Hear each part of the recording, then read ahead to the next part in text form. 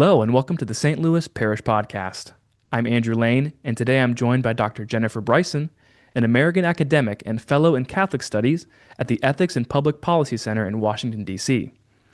Here to share the relevance and importance of the work of German Catholic author Ida Görres, who, although prolific, has been largely forgotten in the modern era. Jennifer, thanks for being on the show. Delighted to join you, and I look forward to visiting your parish. So, who is Ida Görres? Can you tell us about this woman, where she came from, what her work is? Just give us all the good stuff.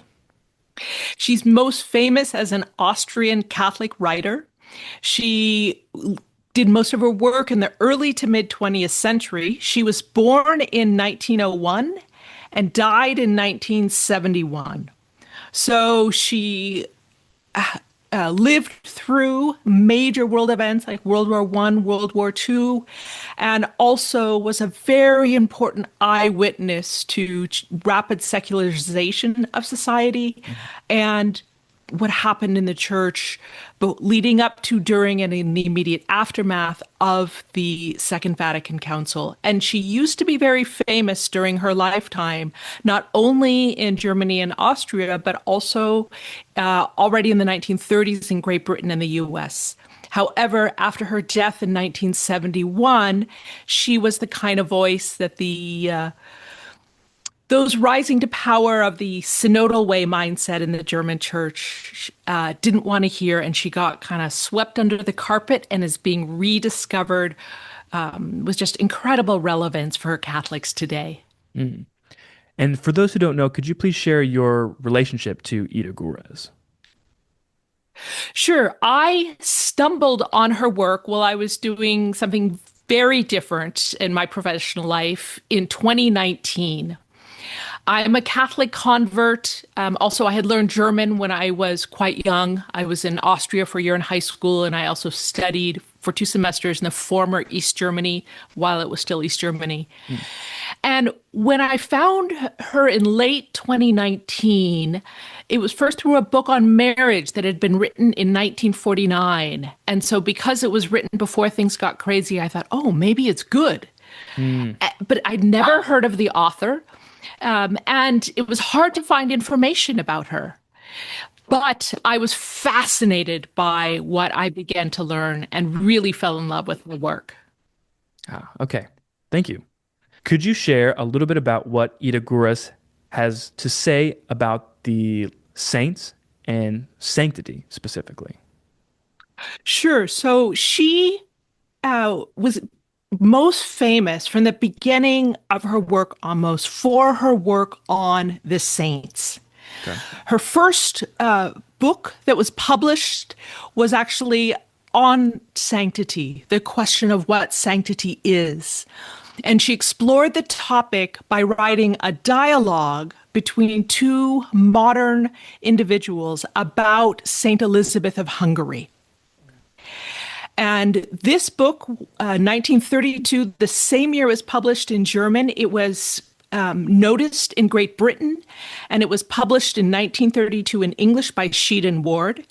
Christopher Dawson and T.F. Burns, great Catholic intellectuals of the era, they included the work in English in a series they were publishing. So from the start, her sensitivity to this question of sanctity and her insights into the saints is highly valued. For the remainder of her life, the saints remained really at the heart of her work.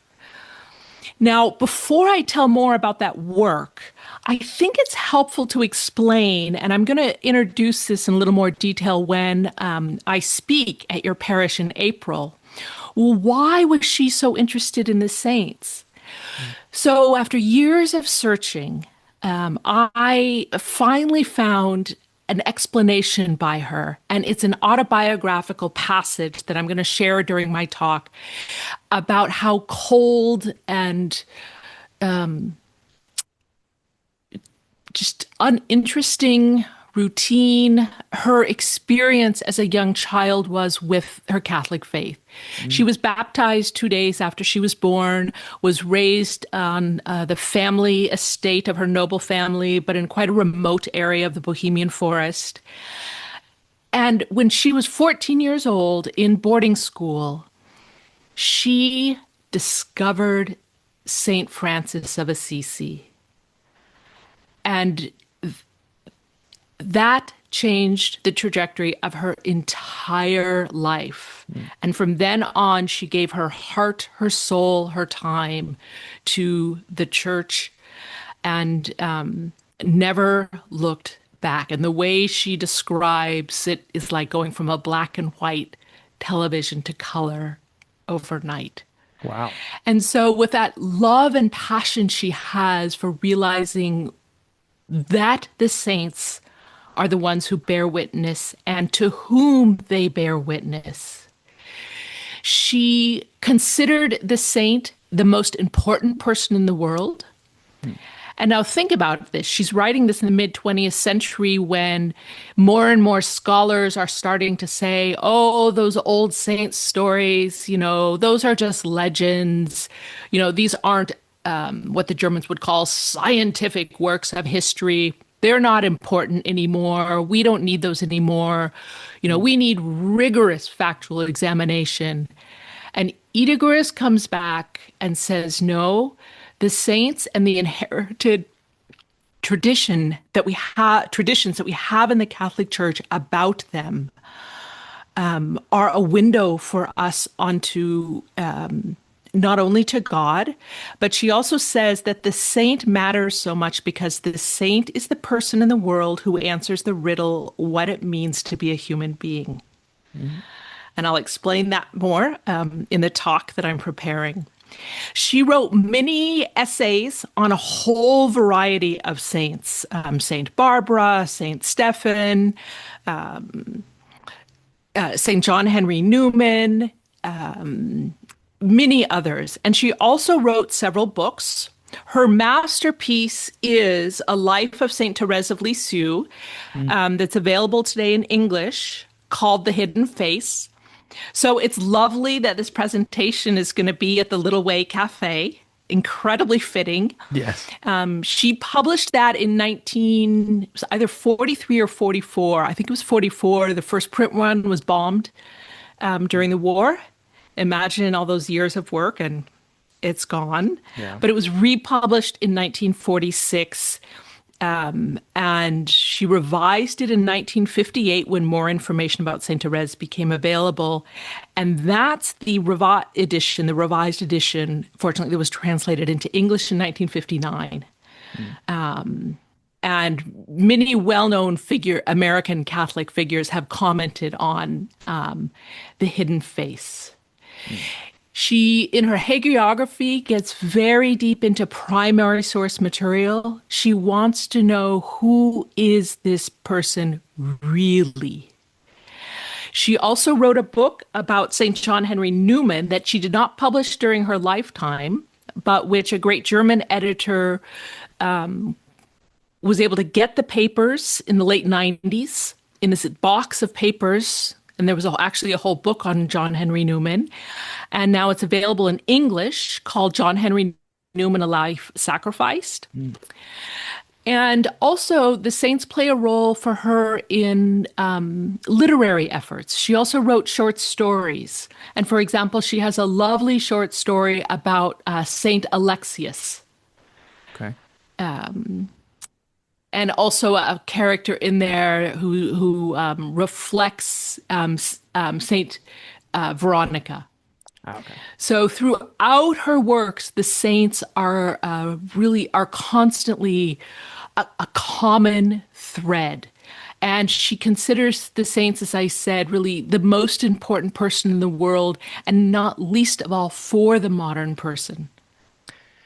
Yeah, that's kind of a theme I'm noticing here, is the relevance that a lot of these topics have today. With the comment that you said, lots of academics of her time were saying, oh no, this isn't real science, this isn't real intellectual work.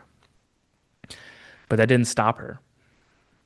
Yeah. So for those who are just getting to know Ida Gurez, what would be the first baby steps you'd recommend to get into some of her work?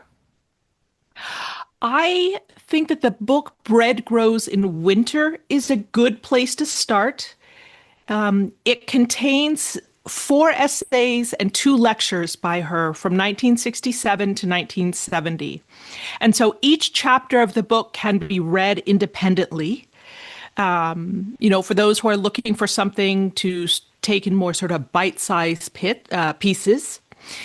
But those six share a common thread of what it means to be Catholic during a time of the church in crisis. And the book is a bullseye of relevance for today, not only because of the topics she addresses, but also because she has so much wisdom and insight that we need right now.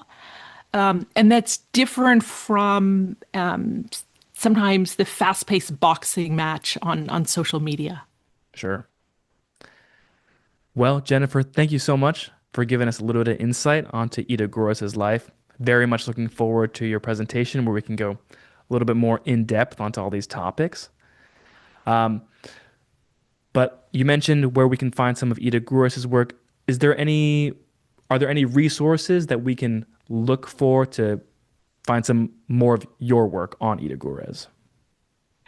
Well, in particular, and I think it would be great preparation for anybody who wants to come to the talk or even who just wants to learn more about Ida Görres as an author, is an article at 1 Peter 5 that I wrote that introduces her. And it's called Ida Friederike Görres, A Forgotten Catholic Rediscovered. So her name is hard to pronounce and hard to remember for Americans, but if you search for 1 Peter 5 Bryson, Forgotten Catholic, this should pop right up. And also there's a website about her that is idagurres.org. And URLs do not have that German umlaut, the two dots on top. So it's IDAGOERRES.org. And that has links to resources about her life and also her works in several languages. Wonderful. Jennifer, thank you so much. Thank you.